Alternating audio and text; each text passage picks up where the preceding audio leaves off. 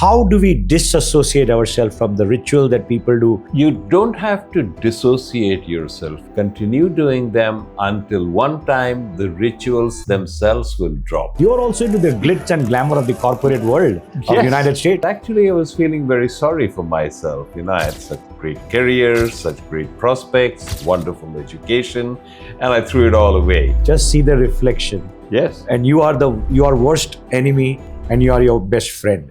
Why are you feeling stuck? And the moment you identify that mental model and make some tweaks in it, that situation will vanish just like that. Tattvamasi Shveti Ketu. That is who you are. It's only the perception that we need to change. Yes. In bold letters, what is the real definition of success? Do you feel your heart is bursting at the immense good fortune that has been bestowed upon you? If you have that feeling for at least a portion of the time each day, you're a success. Welcome back to my show and thank you for being there. It's always a pleasure to come back and talk to you about various subjects. We just touched upon Ayurveda the last time. And every time we have some very interesting aspects to life. We've all heard of the Eastern mysticism with the Western science. I'm an eye doctor. And as a doctor, we see the visible problems which face us. We do our tests, what is going on, how we can treat the retinal diseases or cornea or cataracts. But what's happening in the mind behind, the matter in the mind? How is it that we create so much of disharmony, lack of peace, restlessness? And quite often, we are working against our own self for majority of the time. The ultimate goal was happiness, peace, freedom, looking after the family. And when you look back at quietly as a third person, you will feel that actually what I did over a long period of time was everything against that. And to understand that spirituality part of our life, that yes, we have to struggle, we have to survive, we have to do our work, we have to be professional, we have to do our multiple things, take care of the family, elders, parents, children, professional satisfaction, your career, your progress, your marketing. All that is part of the deal given. Having said that, health goes on a backside that I have seen with people. And a classical situation that I've seen and I keep telling people is, till the time your health is good, health is one of the problems that you have to look into. But when your health goes worry, there's only one problem left, and that is health. But a lot of that comes from the spiritual part, the mental part. And everybody understands the psychosomatic expression.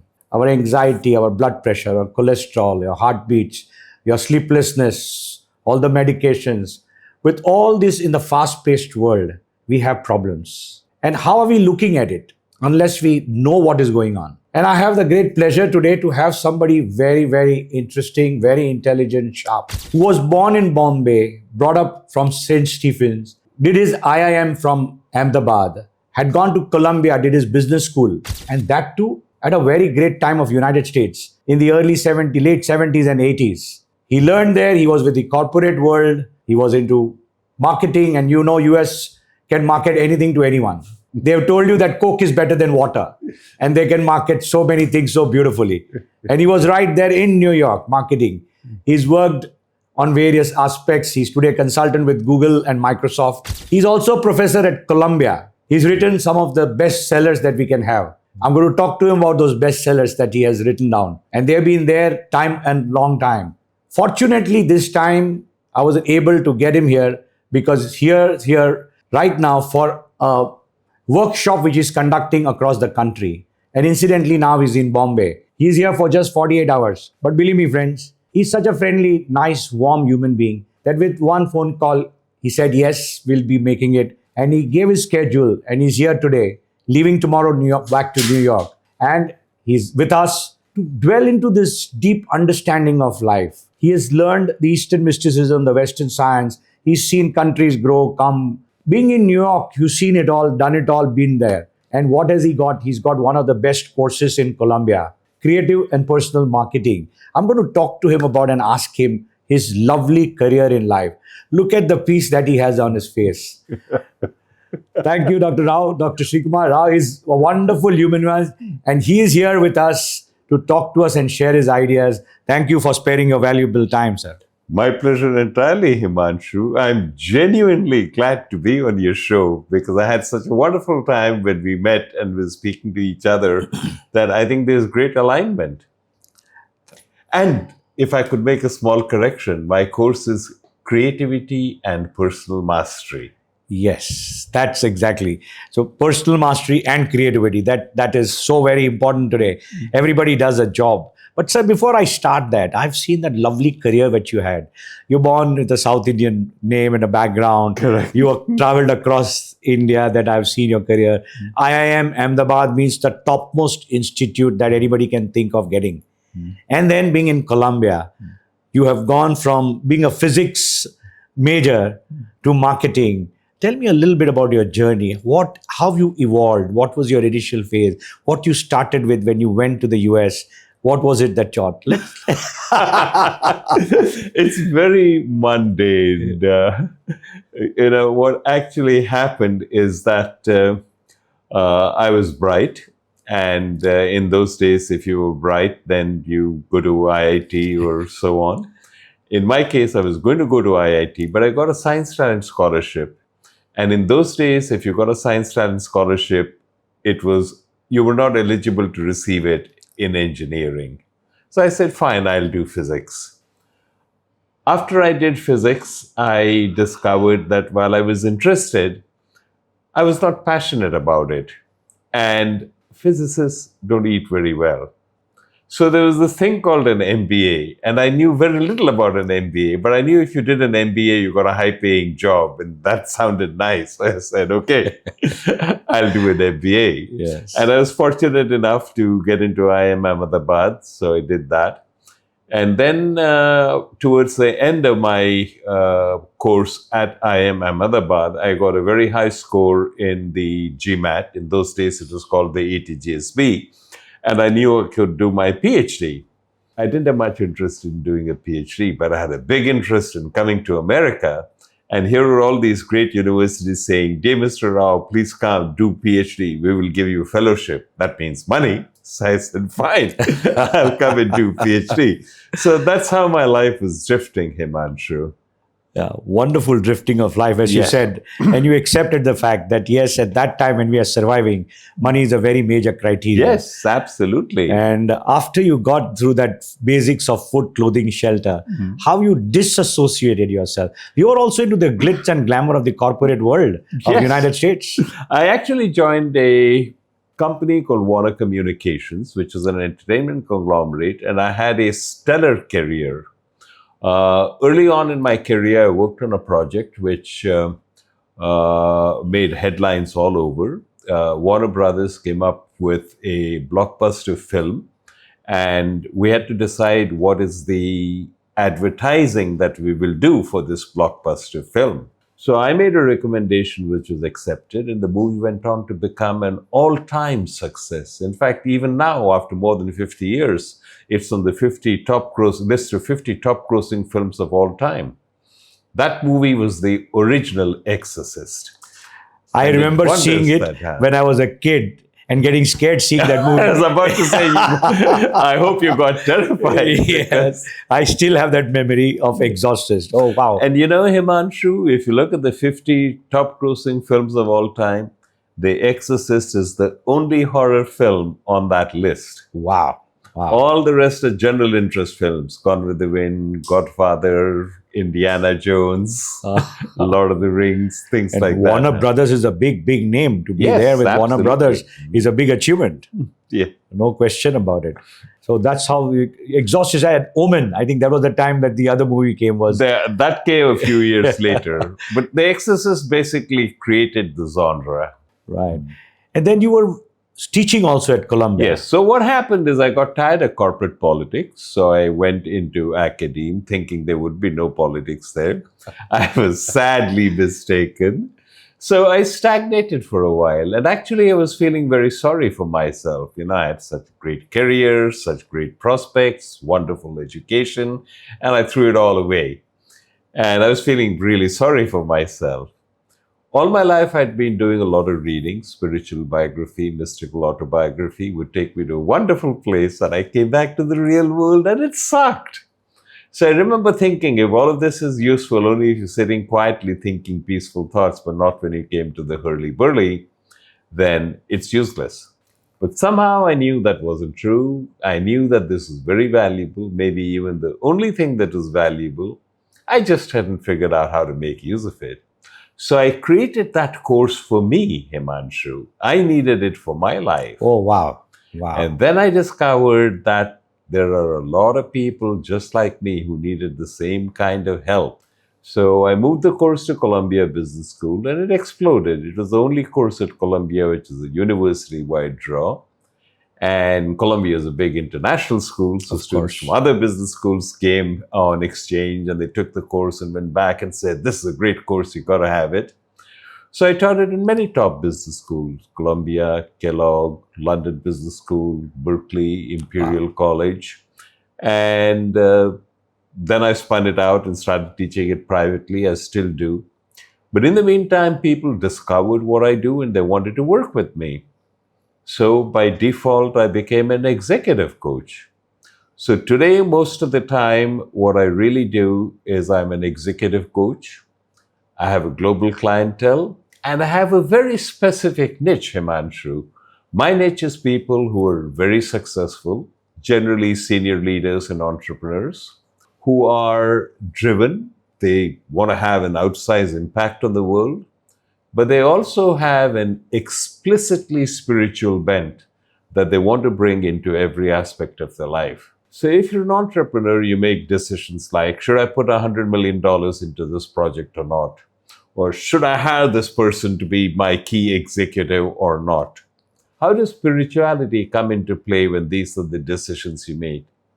That's the sandbox in which I play. That is amazing because those decisions are so vital. Yes. Choosing the right executive for your company can make or break the company. Yes. Your CEO, CFO, whoever that you choose, and you think that comes a lot from your spiritual background? What happens is I give them a framework to analyze the situation. I can never tell my clients, you should do this or you should not do that. I don't advise them. First of all, I don't have enough knowledge about their business. And second, they're incredibly smart.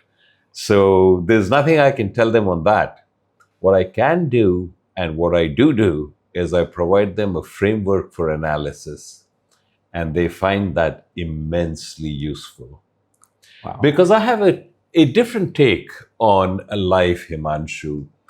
I believe that the sole purpose of life is to recognize that you're not this body, mind, intellect complex you think you are.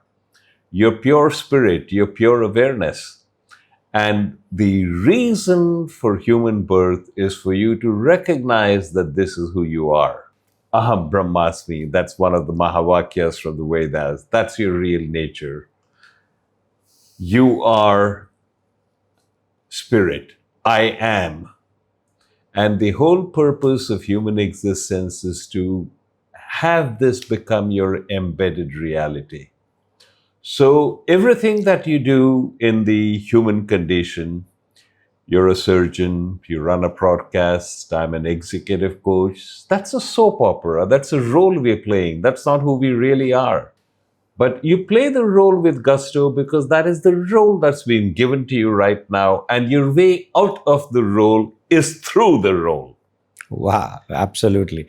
So that is the only way to get out of the Chakravyu. Absolutely. So that you're given that role for a purpose, so you work it.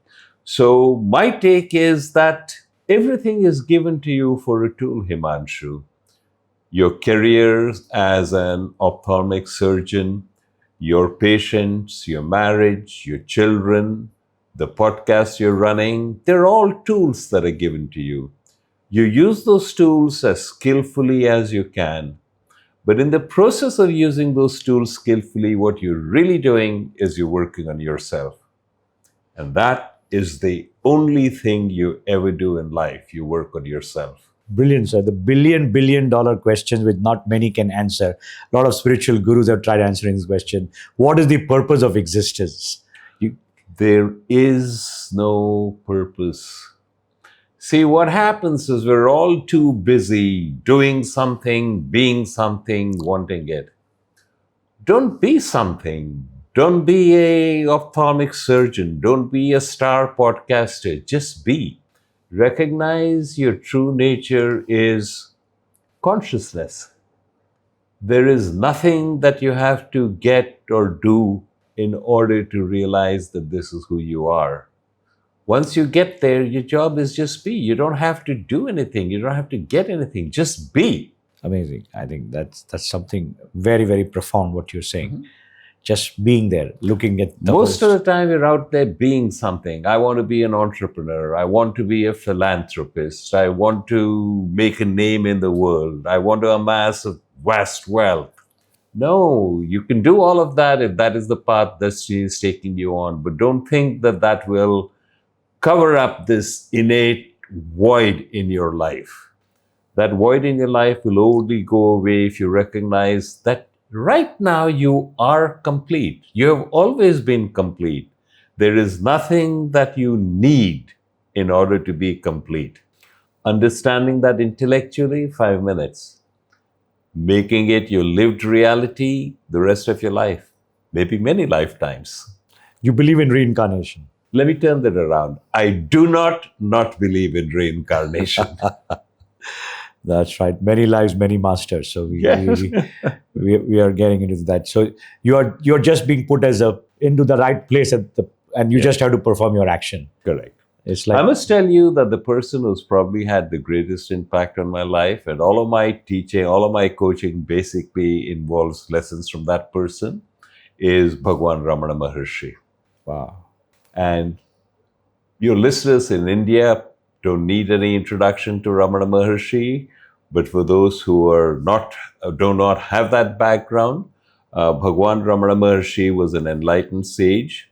He lived in a small town in Tamil Nadu called Tiruvannamalai for more than 50 years. And his teachings are still attracting people all over the world. And if anything, his influence is growing.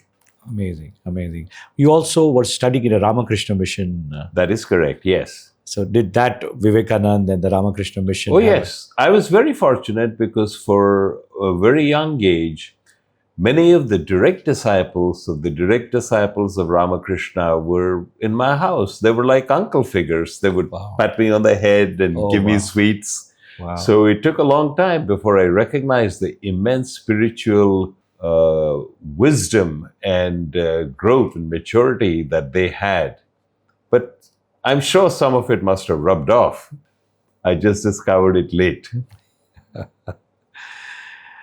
Very interesting part, sir. How do we disassociate ourselves from the ritual that people do by going to the temple, reciting the Gayatri Mantra, and being a spiritual understanding about life, your survival, your family responsibilities? How would you disassociate the rituals and the spirituality with which you can live? You don't have to dissociate yourself, Himanshu. Simply make it part of a package. If you're attracted to rituals, by all means do it. But do it with the understanding that these rituals are designed to put you in a certain frame of mind, to draw you closer to an understanding that you are pure spirit and you are beyond all the rituals. Don't drop the rituals. Continue doing them until one time the rituals themselves will drop. You don't have to make an effort and say, no, I'm not going to do it anymore. It will automatically cease on its own. Until then, continue doing it. Especially if you find that the ritualistic part of your life, if you find that it gives you meaning, if you find that it brings you closer to a higher presence, by all means keep it. The point I'm trying to make is you don't have to dissociate yourself. You have work to do. You have to care for your parents. You have to bring up your children. That's part of the journey. Remember, everything that is given to you is a tool. So in the process of trying to be the best father that you can be, what you're really doing is you're working on yourself. Always have that in mind. Every stage I'm trying to improvise myself from being a better human being. Yes. And that's an amazing part. Whatever that I'm doing, whatever responsibilities in the office, at home, otherwise, You do it. is all part of being true to what you're doing at that point in time. You know, people talk about Abraham Lincoln as being a great orator, but typically when you think of Abraham Lincoln as an orator, you're thinking about the Gettysburg Address, 7 years ago. That was a wonderful talk. But his second inaugural is even more powerful, where he says, "With malice towards none, with charity for all, I will do the right as God gives me to see the right." Notice it doesn't say I will do the right. He says I will do the right as God gives me to see the right. What God gives me to see the right tomorrow may be very different from what He gives me to see the right today, in which case tomorrow I will do the right as God gives me to see the right. But at any given time, I will be true to my instinct. I will do the right as God gives me to see the right. And that's how you live life. In this highly monetized world and everybody running after that, that is also by design. Is that something which is also by default happening and which is good for the society? Well, I'm not going to hazard a thought on is it good or is it bad. I will simply say that something, some higher power, if you will, is orchestrating all of this. And it is going to do whatever it needs to do. So some of those questions cannot be answered. But what can be answered is whatever happens is something that you can use as grist for your mill in your journey to awakening. And that's what I would encourage you to do. You know, whenever people would ask Ramana Maharshi, Bhagwan, there's all this stuff happening in the world, famine, death, war, what is, and he would say, who is asking these questions? Find out who is asking these questions, and then you will find that the questions disappear. So don't get too caught up in the drama, because there has always been drama and there always will be drama. Don't get caught up in that drama. Concentrate on your inner journey. Absolutely. And it's funny, so many people say that, like Father Anthony de Mello, he's a Jesuit priest who's also had a tremendous influence on my life, had a very simple way of putting it. Are you bothered by what is happening in the world? By cruelty, by famine, by climate? Answer is, wake up. That's the answer. Wake up. You're living in a dream world. First, you have to recognize you're living in a dream world, and then you dedicate yourself to waking up, and then you find the world is perfect. It always has been. You are the one with the problem. Excellent. If you were to say this, to be taught to a young child who's now going to go through college, one message that you'd like to give to that age group who is now beginning their life, because that's the best time to mold them into the right type of thinking. The best lesson you can give a child, and children quite young, 7, 8 years, can understand it if it's presented to them in a right way. You do not live in a real world, Himanshu. You live in a construct. You think you live in a real world, but you don't. You live in a matrix. This is not a matrix created by an alien civilization out to enslave you. It is a matrix that you have created with your mental chatter and your mental models. You do not live in a real world. But this is a hugely liberating concept, because if you live in a real world and you don't like it, you're screwed. Grin and bear it. But if you live in a construct and you don't like it, you can deconstruct the parts of it you don't like and build it up again. And you can do this over and over again many times during your life. And that is a big part of my coaching. It's a big part of my courses. I show you exactly how you go about doing that. So very interesting to rebuild yourself. Absolutely. Understand your flaws, walk over them, rebuild yourself. Rebuild your entire life. And you do this over and over again. Do it consciously, do it with awareness. So now that the child scenario, now when they come to college or they're starting their professional lifetime, that's when the maximum anxiety. There's a lot of default happening. Sure. They're not getting into the right position. But being happy, the power of being always, your book, Let's talk about that. To be happy everywhere in any given point of time. So how does one try and achieve that kind of a scenario? The objective is not to be happy all the time. The objective is to take whatever life throws at you and use it constructively for your growth. In India, you go to a temple and the priest gives you prasada, right? Right. So, what do you do when you get prasada? You eat it. You take it gratefully, correct? You don't say, no, this is banana, I don't want banana, I want mango. No, this is prasada, you eat it gratefully. After you've eaten it gratefully, you then ask, okay, what do I do now? But first you eat it gratefully. In exactly the same way, treat whatever life gives you as prasada. You accept it gratefully. And having accepted it gratefully, you then say, okay, now where do I want to go?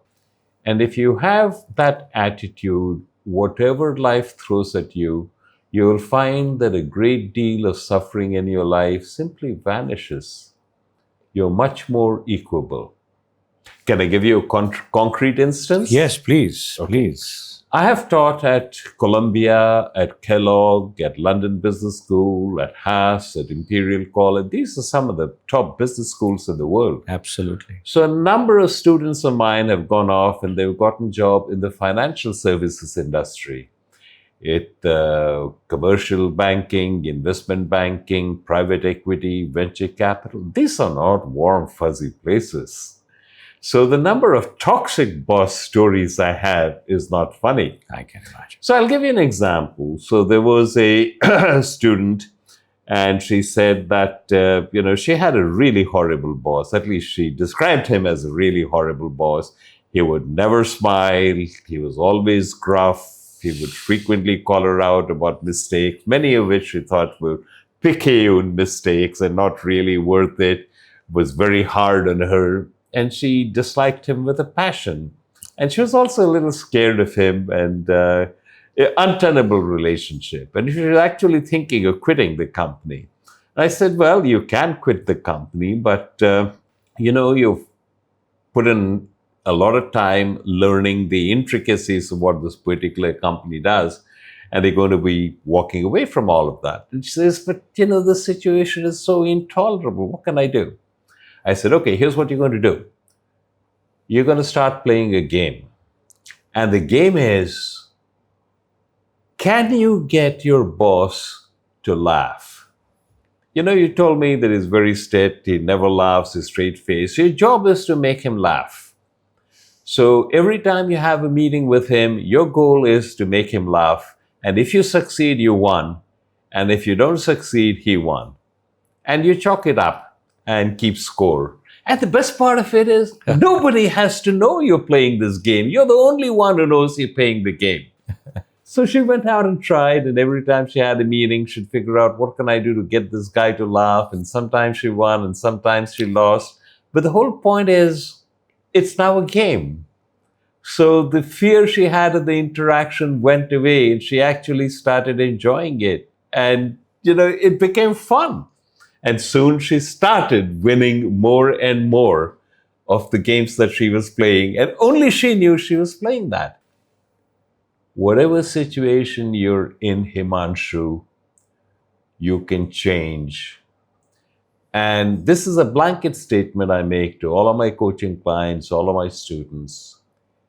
Every time you have a situation of concern in your life and it persists, not some of the time, not most of the time, every time you have a situation in your life that you find of concern and it persists, you're using one or more mental models that are not serving you well. And the moment you identify that mental model and make some tweaks in it, that situation will vanish just like that. Wow. This is a corollary in any kind of problem. Here was this person in the corporate environment being harassed by the boss. But this happens ever so often. Yeah. But it's a wonderful way to be a third person, play a different game, and keep the count. I think that changes the whole scenario. over a period of Exactly time. correct. Because people don't realize that you're all playing a game everywhere, all the time. You get to decide which game you're playing. That's the most brilliant answer that one can give. The cards are yours. You decide what somebody else's game they're going to play. And you don't let them work on you. Exactly correct. You make them work for you. Here's a simple proposition, Himanshu. If someone is your boss, then that person has hierarchical authority and he will have some say over what you do, how much time you spend on that, and so on. But he has absolutely no ability to control your emotional domain unless you give that power away. You do not have to give that power away. Not to ever give your power of emotional balance, which is within you, to anybody else. Don't give it to anybody. Don't give it to parents. Don't give it to partners. Don't give it to children. Certainly don't give it to your boss. I think that is absolutely fabulous what you're saying. No question about it. Nobody can control that, and nobody has any right to touch me on that. It's like being a duck back there. Yes. That's right. Yeah. And that is the only thing where we can play out in all situations, even the worst situations. We'll come to your books. You read such lovely books, all those bestsellers.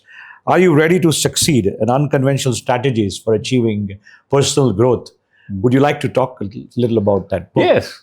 So what happened is, as I was creating my course, a lot of people told me, we really love your course, but it's over. We need to have something to remind us about that. So basically, I gave the theory behind the exercises that I created and why they work, and put it down, and it became a book. And many people have found it very useful. Quite a few books. If you look at the reviews on Amazon, for example, you'll find a number of people who have said they found it really life-changing. Of course. It doesn't become a bestseller otherwise. But it's amazing. And, quite a contradictory statement. Happiness at work. It's not a contradictory statement. I agree with you, but it's a lovely statement. Himanshu, let me share something personal. For many decades after I came to America, I thought the world consisted of two types of people. Those who completely hated their jobs and those who disliked their jobs. And I was busy shuttling from one to the other. The notion that you could thoroughly love your job, that you could be fulfilled in it, that your job would give you spiritual growth, financial security, the notion didn't even occur to me. Wow. Because I didn't see any such people. I certainly didn't feel it in my life. So I went through many decades of completely unnecessary suffering.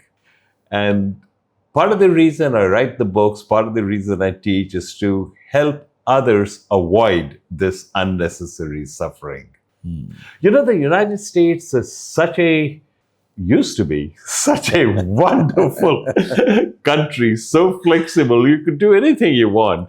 So when I did my PhD, and I must tell you, I was thoroughly miserable when I was doing my PhD. I hated it.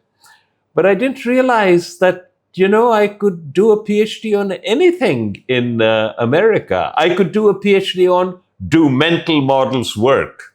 Of course, I can't call it do mental models work. I have to call it something like the effect of predisposition on experimental outcome. And then it's kosher. You can do a PhD on that. But basically, it's the same thing. Yeah. Do mental models work? Yeah. Yes. You can do the same thing in life. You do not have to play by the stories that others tell. You do not have to play by the rules that the world imposes on you. First, you have to recognize that those are the rules, and then you have to recognize that I don't have to play by them. The biggest part is you get into those rule book subconsciously and by default. That is absolutely correct. And in the like I would give you for the example for being a doctor, the residency system and otherwise, you are so indoctrinated into getting into work and getting the job done that you have no time left to think about anything else. And the culture which comes up is the yes boss culture, that you got to follow out instructions, you got to follow this, you got to follow protocols. And for somebody to walk out, what you said is so very vital, to learn and disassociate from that, learn and be a third person and see what they can improvise their life upon. Yes, Great. And the other one, the modern wisdom and ancient roots, what I talked about, the Tower of Physics. Another very big bestseller, Modern Wisdom and Ancient Roots. That's something which every Indian has their understanding about religious background, which many across the world don't tend to understand. Yes. But the Sanskriti that we have, the deep-rooted religious philosophy. What is this book of yours, sir? Basically, what happens is, as I mentioned, all of my teachings go one way or in one manner or another, go back to Advaita Vedanta and the teachings of Ramana Maharshi, Ramakrishna, Nisargadatta Maharaj, and so on. And it all comes down to your real nature is pure awareness. And it's there in every major tradition. You know, when Jesus says, I am that I am, or I and my Father are one, when Buddha talks about nirvana, when you talk about awakening, you're really talking about the same thing. So recognize this explicitly. Recognize that this is the quest that we're all in. We're in a quest for wholeness. We want to feel full. We want to be complete. The mistake we make is, in order for me to be full, in order for me to be complete, something has to happen, something external. What we don't recognize is that's not true. You are already full and always have been. You don't need to get anything. You don't need to be anything. You just need to recognize that and drop the feeling that you are incomplete. The very fact that most people depend on the accolades to be received from somebody else or some appreciation from someone else. That is what makes them happy. Absolutely. The Instagram culture, this is what I did for a moment of my life, and that makes me happy. The dopamine effect comes from there. Yes. But it's right there with you.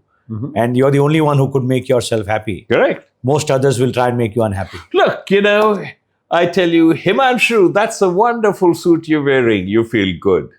Himanshu, that suit doesn't fit you at all. It's so crappy. You feel down. That's right. Look how we go down on a yo-yo going up and down. Listening to people. Yes. And the other person, generally, this is what I've seen in society. Morning, they'll say, oh, you lost weight. And by evening, say, oh, how come you put on 4 or 5 kgs? People have forgotten what they have said. They've just said something because they wanted to mention or say, just get into a conversation, either which way. So, shouldn't affect people. And completely. So what is one thing that I would like you to tell these people at every stage in life, how not to be bound by other people's perspective about you? Because most people try and impress the other people. The fundamental way to do all of this, and it's the core of all of my teachings. I say my teachings simply for convenience. They are actually the teachings of the world's great masters, is be aware. Be aware of your mental chatter. See how it takes you to all kinds of places you don't want to go. Be aware of the fact that your emotions are a roller coaster and they're all being dictated by external stimuli.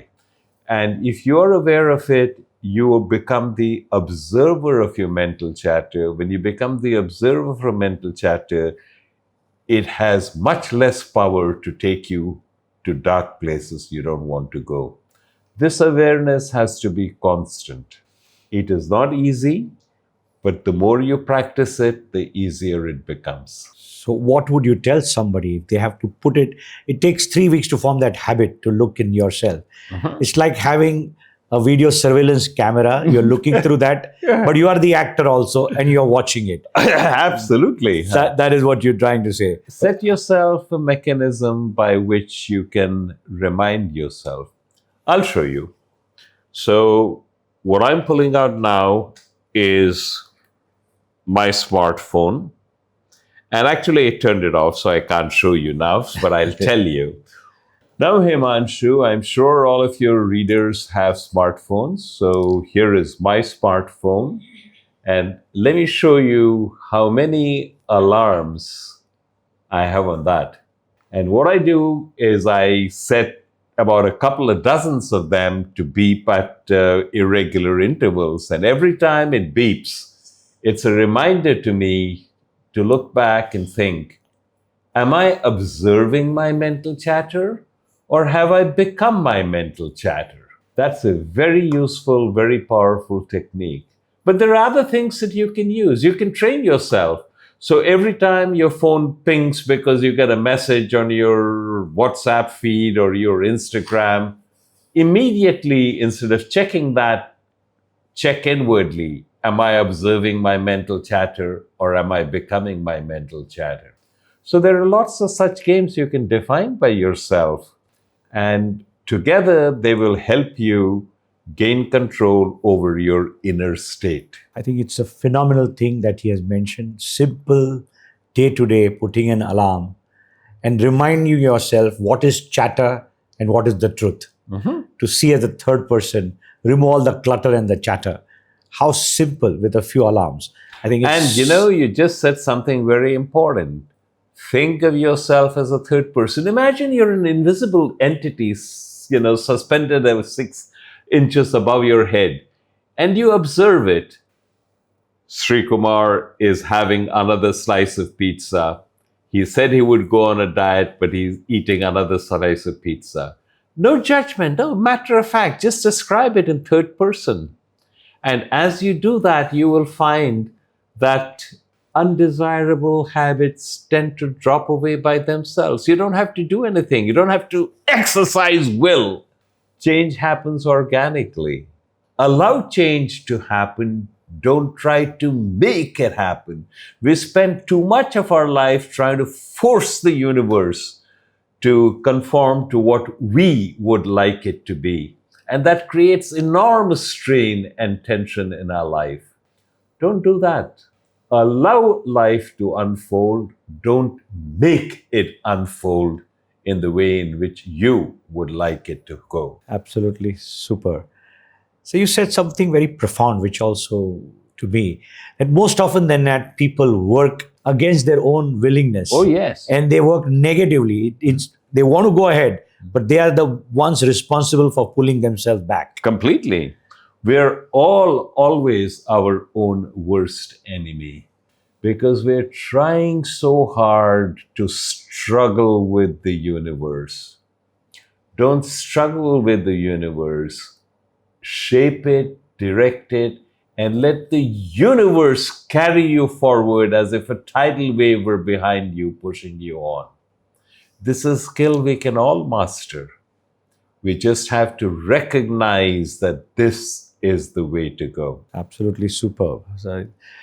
And my show used to be called Mirror Wisdom Reflected, because I would get the wisdom from an intelligent person like you, and I would act as a mirror, because mirror is the only thing which reflects the truth. Yes. And what you're saying is just see the reflection. Yes. And you are your worst enemy and you are your best friend. But unfortunately, majority of times, we are responsible for being our worst enemy and being critical of ourselves at the wrong period of time. Yes. There is another phase which comes, the time when 40 plus people feel that they're stuck in life.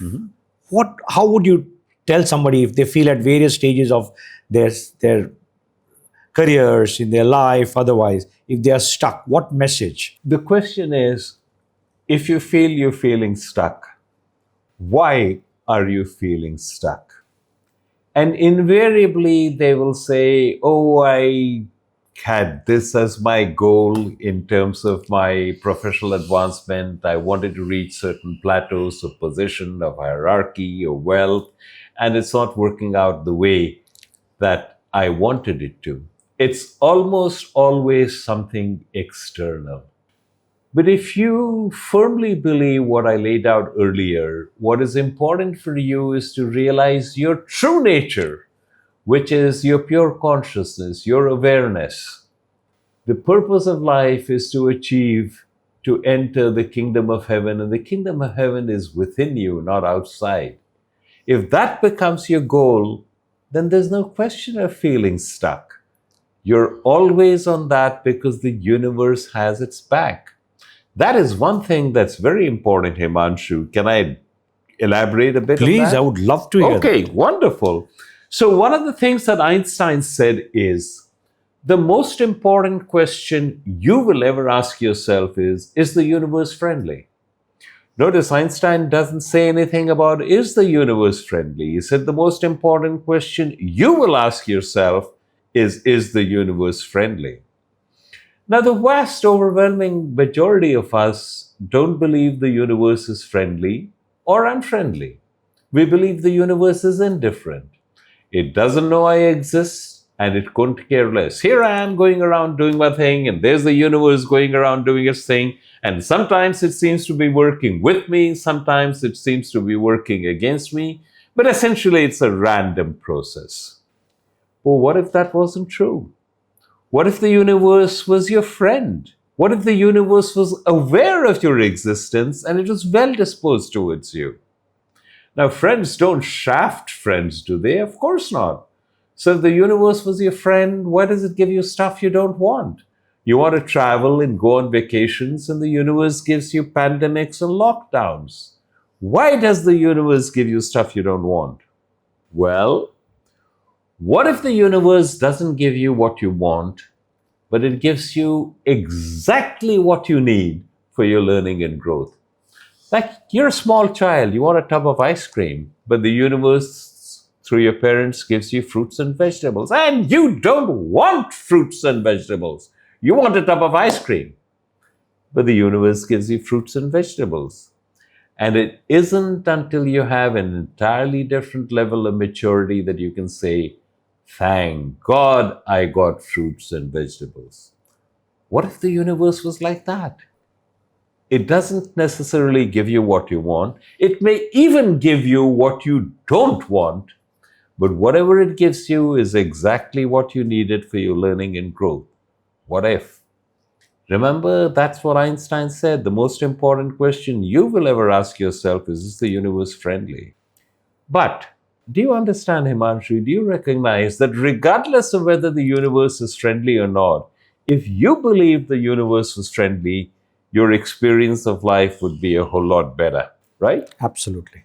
Absolutely. So you get to decide whether the universe is friendly. And how do you decide to live in a friendly universe? How can you feel that, yes, it's a friendly universe? The answer is simple. Look for signs that the universe is friendly. And when you look for signs the universe is friendly, you'll find them everywhere. I ask my coaching clients to come up with at least 15 or 20 examples that the universe is friendly every day. And when you do, you'll find them all over. I'll give you an example right from today. We met 2 weeks ago, and you said, would you come down and, for the podcast? I said, yes. We talked about doing it on Zoom, and you said, it's so much better if you could come down and actually do it in the studio. And it so happened that I was due to come again for this workshop, and I was able to juggle things around so that we could have this wonderful conversation. Yes.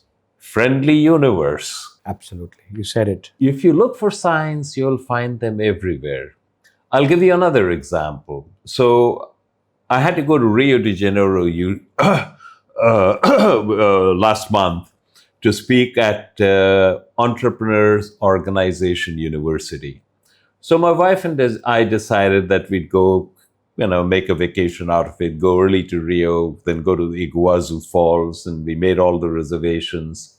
And then we got to JFK and our flight was canceled. We rescheduled and the new plane was late and late and late. And eventually, after we had spent 24 hours on the airport, they canceled the flight. Wow. At which time she got so fed up, she, said, forget the whole thing. And we had to. I thought this happened only in India. Flights after 24 hours, flight getting cancelled happened only in India. It's a global phenomenon, Himanshu. So then I went back to Rio and I gave my talk, and it went very well. And I was supposed to go from Rio to Sao Paulo to catch my flight to JFK. And my flight from Rio to Sao Paulo got cancelled. So now I had to spend another night at the airport in Rio. Wow. My wife booked me on Rio to Lima, Lima to JFK. So I was going back to the lounge in Rio, And I passed the American Airlines lounge. And all of a sudden, I went in on a hunch and said, "Hey, you guys have a flight going to JFK. Can you get me on there?" And she said, "Sorry, sir, we are an airline lounge. We are not a ticket counter. So if you want that, you have to go to the counter," which means I had to go outside security, go to another terminal, and then see if they had a seat, and then go through security and come back. I wasn't going to do that. So I was walking back, and she came behind me and said, Sir, please wait." And she made several phone calls, and I don't know what she said because I don't speak Portuguese. But she said, "Can you come to this gate at that time?" And I said, "Sure." So I went to that gate, and the American Airlines gate agent was literally like Jesus or Krishna come to earth. He made several phone calls, and he got me on a flight from Rio to JFK, and I didn't have to spend the night in the airport, and he even got my ticket transferred, so I didn't even have to pay anything extra. Wow. Literally. But Now, here's the point. I could look at, oh, my vacation got cancelled and we had to get all the refunds and it was a big hassle and how terrible it was. Or I could look at, here is this person going over and beyond the call of duty, and I'm nothing on American. I don't have any status. On Delta, I'm Diamond. But on American, I'm nobody. But nevertheless, this gate agent from American went so much out of his way in order to get me on that flight. I get to choose where I live. That's what Einstein meant when he said, you get to decide whether you live in a friendly universe or not. So if you're constantly looking for signs that the universe is friendly, what I tell all of my clients is don't just look at it, recognize it, celebrate it, write it down. Because if you don't write it down, you're going to forget. But if you write it down and you have 50 items, 15 items every day, then in a very short order, you'll have so many signs that the universe is friendly, you'll reach an internal tipping point. And you say, maybe the universe is friendly after all. And you'll find your entire experience of life has changed, Himanshu. I couldn't agree more. I remember Steve Jobs' statement that those dotted lines will not make any sense. You can only connect the dots looking back. Looking back in life. And that is the profound statement, what you said. And the second one, which I keep saying, telling people, that we don't even recognize, but Krishna doesn't come with that bansuri, and Shiv doesn't come with the jata. Right. But as you said so rightly, that agent at the gate was God sent. Yes. You may not even find him back again, but he's done his job at that point in time. And that is what I have experienced. I've had people who have experienced those extraterrestrial phenomena, which could not have been possible. And you have no trace. There was nothing, but it happened. Completely. And we just have to have that positive mind to get that happen. You have to live in a friendly universe. And you get to decide whether you live in a friendly universe or not. This, Himanshu, is really a life changer. And I say that with all sincerity. Absolutely. I totally agree with you. We got to remind ourselves, like in a temple or any prayer, that this universe is friendly with us. Yes. It's just that we don't know how to get the juice out of it. It's like an ocean. We need to just get on with it as much And as if you want to live in a friendly universe, you have to work to make it a friendly universe. Make it the same for the other people. Yes. So you have a chance to do that. And that's where the Indian word seva comes. Yes. Somewhere along the line, which... And I want to go deeper into that. Yes, please. You know, I have a lot of entrepreneurs who say, life has been good to me. I've been blessed with great good fortune. I want to give back. I want to help others. Don't try to be of service. Anytime you say, I want to help others, that's basically an ego trip that you are on. No, you don't have to help others. What you should understand is that you're not helping anyone. Help is coming through you. Be grateful that you're being used as an instrument, but don't think that you are doing it, because anytime you think you're doing it, oh, look at me, I'm helping so many. That's your ego speaking. Let help come. Help is coming through you. Be grateful that you're being used as an instrument through which help is reaching others, but never imagine that it is you doing it. Get rid of the sense of doership. I think And then more will happen than you could ever have dreamed of. And it will not bind you. profound, very profound, and what you said is so true. That you're just an actor playing what is supposed to be Yes. done, and you will Absolutely. recognize yourself as that. Yes. No credit or discredit otherwise, but you are Exactly playing correct. the game on the stage and being an Yes. actor to deliver that. In your books, you also mention that conventional wisdom is not the one which works most often than not. Mhm. It's the unconventional wisdom which works. I mean, I'm not referring to what Trump did unconventionally, never in the history. You said it, I In 2.5 hours, getting the president of Venezuela back into that. So that's unconventional warfare, which is, but in your books, you have mentioned conventional wisdom doesn't work most often. And would you expand a little on that? Conventional wisdom is based upon models, Himanshu, and a lot of the time, the mess that we're in is because we have been programmed, and the program has begun at a very young age. Happens with our parents, our teachers, our colleagues, media, everybody around. And conventional wisdom has it that you have to go out, you have to have a career, you have to amass fame, you have to amass fortune, you have to be married, have children. And if you do all of these things, then you will be happy. And especially of late, there's a very strong material component in it. If you have more money, you will be happier. If you have a lot more money, you will be a lot happier. And people buy into that and try it. Now, Himanshu, you are a very successful, surgeon, ophthalmic surgeon. Many of your clients would belong to the upper strata, maybe the upper strata in Indian society. Have you noticed that these quite wealthy people are not really happy? Oh, it's a universal law. Yes. So, what we have been taught, what we have been indoctrinated into, is simply not true. And there are many such models we have with conventional wisdom, which they all tell us this is the way to do it. And you discover painfully it is not the way. So, what do? Go back to the people who really know. Go back to the great masters who've been there throughout the ages, throughout the centuries, and they really understood the human predicament. And they came up with solutions that have been tested over millennia, and they absolutely work. So, in real term words, success, the way it has been taught and thought about, how would you define success if somebody has to really look for that goal? Because that would be the self-defining moment of life. Absolutely. And I have given a great deal of thought to it. Conventional wisdom defines success by how much money you have, how much power you have, how much fame you have, how much influence you have. And then, oh, look at him, he's so successful, he did that. My book is different.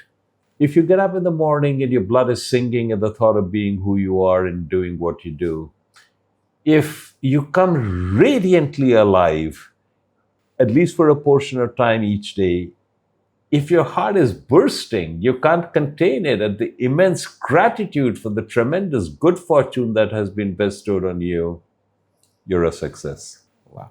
Wow. And it doesn't matter how many zeros you have in your bank account. So I think you need to repeat this again for the benefit of the viewers. In bold letters, what is the real definition of success? Not what we've been taught over the years and decades and centuries. When you get up in the morning, is your blood singing at the thought of being who you are and doing what you do? As you go through the day, do you come radiantly alive? Do you feel your heart is bursting at the immense good fortune that has been bestowed upon you? You can't hold it in.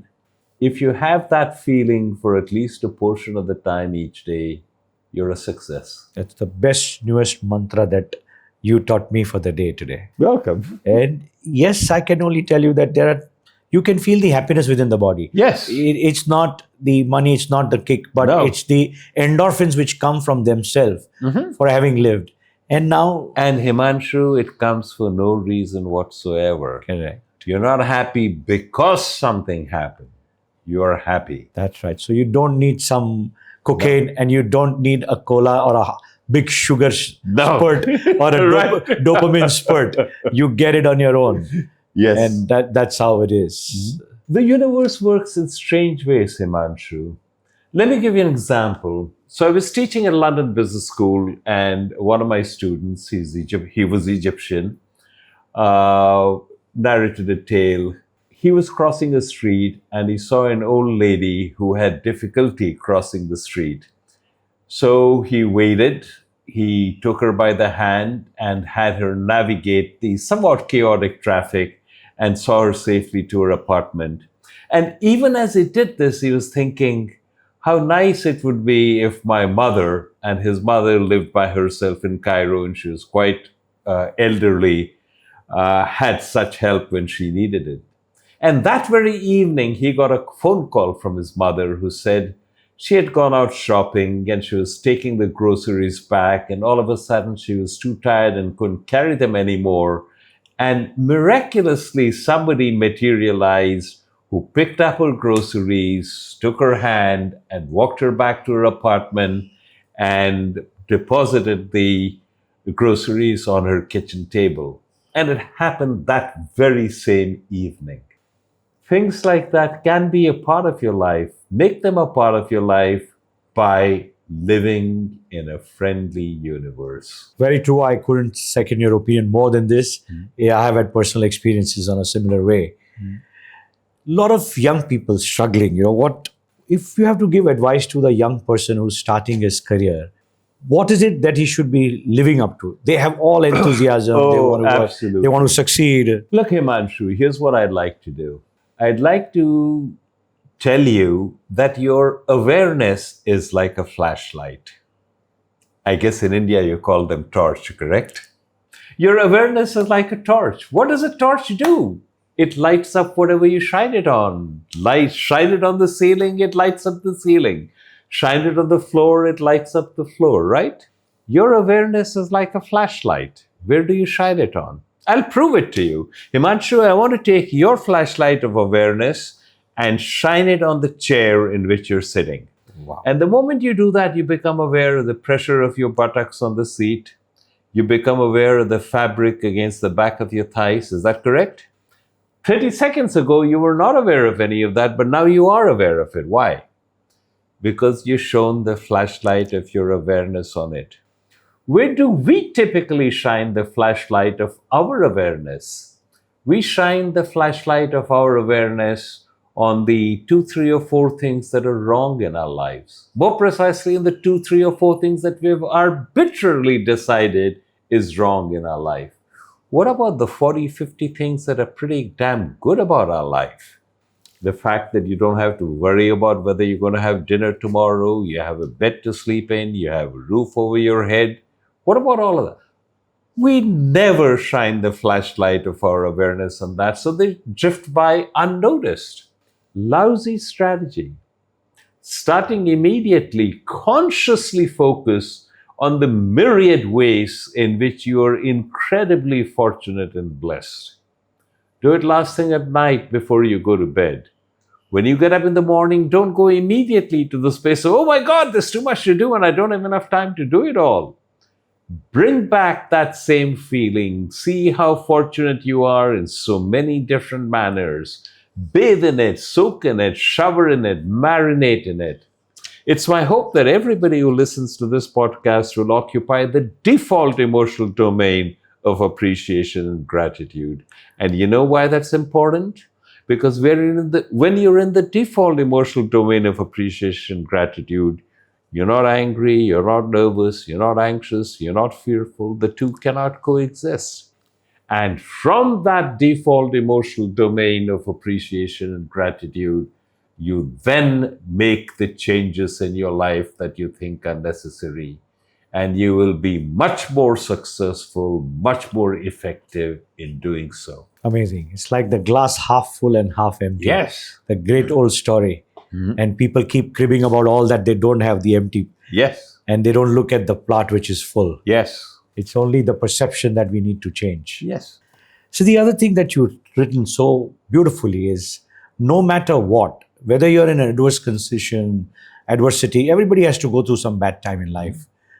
To remain happy is your birthright. Would you expand on that? When you are in a negative mode and things are going against you. Many of my students tell me that this is the most powerful exercise that they got from taking my course. Comes from an ancient Sufi tale, Himanshu. There was a man and his son, and they lived in a beautiful valley, and they were very happy. They were also dirt poor. And the man got sick and tired of being dirt poor, and he decided he would become rich, and he would do that by breeding and selling horses. So he bought a stallion. Didn't have enough money to buy a stallion, so he borrowed very heavily from the neighbors. And the very day he got the stallion, it kicked the top bar loose from the paddock where he housed it and ran away. And all the neighbors came around. You were going to become a rich man, but your stallion has run away. And you still owe us money. You're screwed. And the man shrugged his shoulder and said, good thing, bad thing, who knows? That stallion fell in with a group of wild horses which were close to where the man lived, and he was able to entice them into the paddock which he had repaired. So escape was no longer possible. So the neighbors came around and said, we thought you were destitute, but fortune has smiled upon you. How lucky you are. And he shrugged his shoulders and said, good thing, bad thing, who knows? The man and his son started to break the horses so they could sell them on the market. And one of the horses threw the man's son and stomped on it, and it broke and it healed crooked.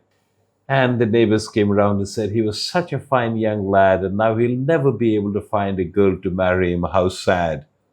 And he shrugged his shoulder and said, good thing, bad thing, who knows? That summer, the king of the country declared war on a neighboring country, and press gangs moved to the villages, rounding up all the able-bodied young men to serve in the army. But this man's son was spared because he had a crooked leg. And the neighbors had tears in their eyes as they rolled around. We don't know if we'll ever see our sons alive again, but you still have your son with you. How lucky you are. And they said, good thing, bad thing, who knows? And it goes on like that forever. But there's a very important lesson in here, Himanshu. I want you to understand that whenever an event happens, any event, it does not cause suffering. Let's assume you get fired. Now you have a lot of spare time. But you go, oh my God, what am I going to do? I have mortgage payments to make. I have expenses coming due. This is terrible. The moment you say this is terrible, at that instant suffering begins. Suffering doesn't begin when you get fired. It begins the instant you say, this is bad, this is terrible, I cannot bear it, right? Now, can you remember anything that happened in your life that at the time it happened, you thought this is terrible, but now you can look back and say, hey, that wasn't so terrible after all. Lots of examples. Right. Lots of examples. So if something happened to you in your past that at the time it happened you thought was terrible, but you can now say it wasn't terrible, maybe even it was good. Is it possible, is it just barely possible that what you're today, now about to describe as terrible, could it in X years turn out to be good? Could it? Can you imagine a scenario? Just asking yourself that question will move you to a different emotional domain. And if you then go to the next part, what can I proactively do to make it good? And you move seamlessly from the realm of despair to the realm of possibility. You will never be knocked down by adverse circumstances because you don't define anything as adversity. You simply define it as this happened. This is how you become incredibly resilient. So resilience is one major thing which you Yes. keep talking about. Consistency, happiness, resilience. Resilience means you bounce back from adversity. I actually advocate extreme resilience. And in extreme resilience, you bounce back from adversity so fast that an external observer might not even know you had suffered an adverse event. And you can do it if you apply the techniques that I have shared with you. Do it sincerely. You don't have to believe anything. Just try it sincerely and see how it operates in your life. Coming to that, is there some adverse condition in your corporate life? You had a successful career. What made you change more toward the religious part of? Gradual evolution. And I guess that I discovered what so many of my clients have discovered, that you can have it all and you really have nothing. There is still that feeling of emptiness, still that feeling of something is not quite right. This is absolutely right, that something is not right. You get that feeling in life. Yes. Rather than feeling upset about it. But you found your true self, gradually evolving what you would have wanted to do, having gone Yes. through various stages as an actor. I would not change my life for anything. I probably would have got on this path a couple of decades earlier. But who knows? I don't spend a lot of time thinking about it. And the common thing people talk about, finding their passion, is actually something which they're impressed with. But the true meaning of the word passion is not very well understood by Not a lot at of all. people. In fact, Himanshu, I have so many people coming and saying, my life has no meaning. I have to find meaning. I have to find purpose. They talk about it as if it was seashells. You're walking on a beach and you see this, there's my meaning, there's my purpose. You don't find your purpose. You don't find meaning, Himanshu. You create it. That's something that I would like everyone to know. You can't go around and say, hey, I found my purpose. You don't find your purpose. You create your purpose. You create the meaning in your life. And at the start of our conversation, I pointed out to you the only thing in life that's worth striving for, which is the knowledge that you are full, complete, and you're pure spirit. Because what every one of us is seeking all the time, and that's the only thing we're seeking, is we want to be happy. We want to be happy always. We want to be happy with no conditions. And the only way you will ever get there, if you recognize that you are pure spirit. You are the only one there is. There is no Himanshu's awareness and Srikumar's awareness. There's only awareness. And that is who you are. Tat Tvamasi Shweta Ketu. That is who you are. That's actually the real quantum physics that you're Yes. talking about, being at two places simultaneously. Yes. What is the ritual that you follow now that we've seen you so well from the inside? I don't really follow any rituals, Himanshu.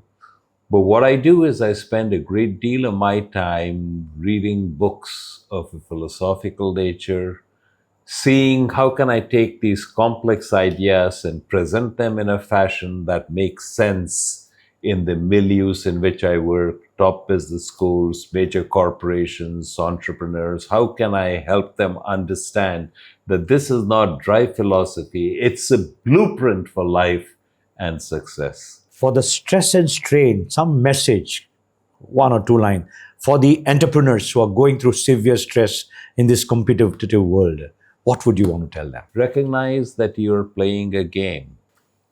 Don't get too caught up on this is serious. It's all a game. Sometimes the game has many more zeros in the play currency that you use, but that's all it is. Play the game to the best of your ability, but recognize that you're playing a game. The complex situation of balancing, you're juggling your balls in life between family, career, prospects, happiness. What message would you like to give in a word, sentence or two? What I shared with you earlier from Abraham Lincoln, with malice towards none, with charity for all, I will do the right as God gives me to see the right. And you hold on to that intent. Whether you're being a father, whether you're being a surgeon, whether you're being a citizen, you will do the right as God gives you to see the right. In each and every role that comes to your lot today. So friends, as you can see, we had such wonderful discussion on such varied aspects of life. From the spiritual aspect, nobody can miss out. One cannot lead their life complete without having problems. They are going to be an essential part. You are succeeding because you've managed to solve those problems. And the more you solve problems, the more newer problems are going to keep coming up.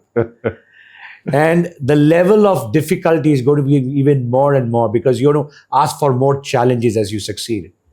But to have a very regulated life, to have a great balance between the body, mind, and soul, here is what he has said so well and told us in those few words how to have that peace. You could see the peace emanating from his voice, the posture, the calmness, the coolness, the flow of thoughts, as if it is some guru who is giving you the Vedic advances of life. It was there in our rituals earlier on. It's here to stay. But it's something that we need to practice on a regular basis. He's given you some tips on how we can go about with it. Those alarms, if you remember what he showed us, being thankful, having gratitude in life. Look at yourself as being a player from outside, as a third party looking at the video camera. But play the game. Keep playing the game because that's what you're meant to do. Results may come at times. You may be defeated. You may feel that you have had an obstacle and that you lost. But actually, that was the best thing that could have happened because you did not know what is going to happen in the future. I think there were so many take-home points that you have had. It's been a wonderful conversation with you, sir. And what a pleasure that I've had. So much of enlightenment. And the way you've told so peacefully. I think amazing take-home points that anybody can have. Thank you, Himanshu. But I enjoyed it, every minute of it. Thank you for having me on your show. Pleasure and an honor coming all the way from New York and giving us such great teachings. You don't have to be a sadhu wearing something or having mala or going to the temple. You have to have spiritual understanding in the corporate world, Yes. in day-to-day life, having a family, not running away from anything, not running away from responsibilities. I think some words of wisdom which are going to, I'll have to listen to them again and again Yeah. to digest it. I must tell you, Himanshu, when someone came to Ramana Maharshi and said, Bhagwan, I have too many problems. I think I'm going to renounce and, become a sannyasi. And Ramana Maharshi looked at him and said, today you have householder problems. Tomorrow you'll have sannyasi problems. And sannyasi problems are a great deal more difficult to solve.